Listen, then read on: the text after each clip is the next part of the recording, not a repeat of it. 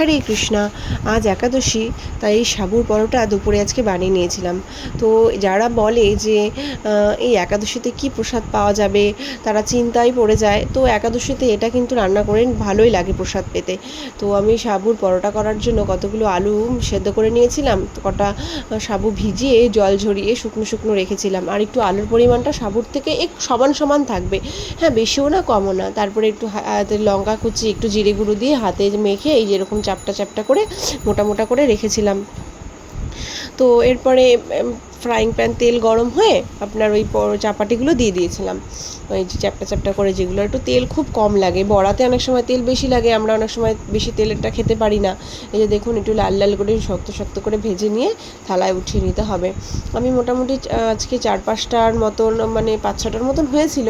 এই যে দেখুন, আমি 2-3টে করে দিয়ে দিয়েছি একবারে। তাহলে কি হয়, সময়টাও বেঁচে যায়, তাড়াতাড়িও হয়ে যায়। আর যেহেতু ছোট ছোট হয়ে যায়, অসুবিধা হয় না। আপনারা এটা বানিয়ে নিতে পারেন। হরি বল, হরে কৃষ্ণা।